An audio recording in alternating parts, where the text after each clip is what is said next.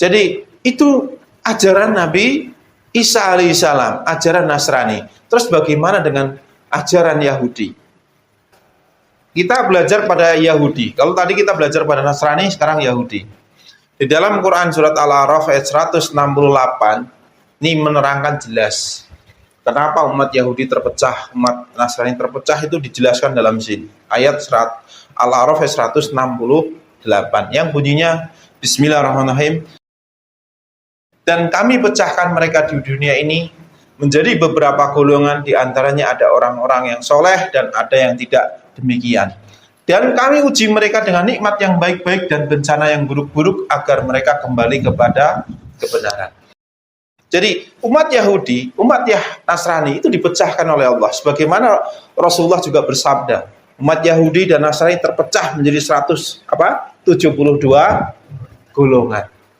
Nah, ternyata diterangkan di sini perpecahan itu sebenarnya menjadi bahan introspeksi. Karena apa?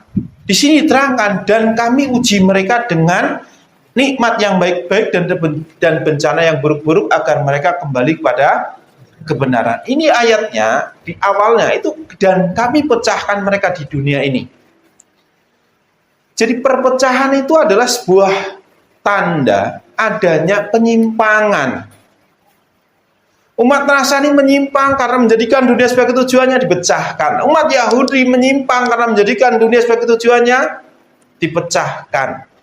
Maka di ayat 169-nya Allah jelas menerangkan begini. Bismillahirrahmanirrahim.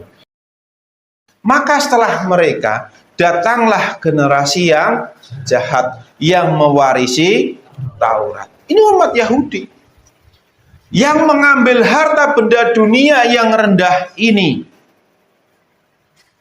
Lalu mereka berkata, kami akan diberi ampun. Dan kelak jika harta benda dunia datang pada mereka sebanyak itu pula, niscaya mereka akan mengambilnya juga. Bukankah mereka sudah terikat perjanjian dalam kitab Taurat bahwa mereka tidak akan mengatakan terhadap Allah kecuali yang benar, padahal mereka telah mempelajari apa yang tersebut di dalamnya. Negeri akhirat itu lebih baik bagi mereka yang bertakwa. Maka tidakkah kamu mengerti? Di awal kalimat generasi yang jahat itu generasi yang seperti apa? Diterangkan oleh Allah, yaitu yang mengambil harta benda dunia yang rendah ini, lalu mereka masih mengatakan bahwa kami akan diberi syafaat. Maka diterangkan lanjutan ayatnya, dan kelak dan nanti jika harta benda datang kepada mereka sebanyak itu pula, niscaya mereka akan mengambilnya juga.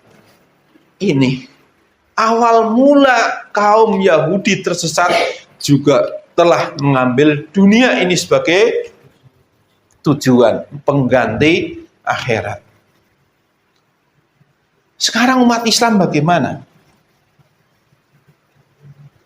Bersama.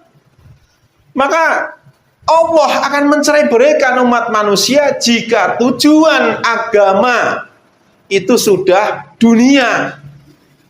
Kalau umat Islam hari ini tujuannya dunia, maka Allah cerai-beraikan sebagaimana Allah mencerai-beraikan umat Yahudi dan Nasrani.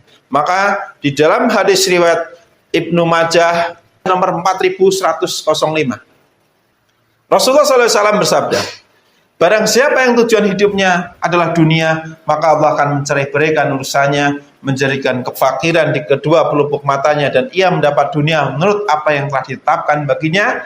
Dan barang siapa yang tujuan hidupnya adalah negeri akhirat, Allah akan mengumpulkan urusannya dan menjadikan kekayaan di dalam hatinya, dan dunia akan mendatanginya dalam keadaan hina. Ini berkesesuaian dengan Quran surat Al-A'raf ayat 168. Bahwasanya Allah akan mencerai-beraikan, memecah belahkan agama jika orang-orang dalam agama tersebut, orang-orang di dalam kelompok tersebut, dunia menjadi tujuan. Nah, sekarang perhatikan umat Islam hari ini.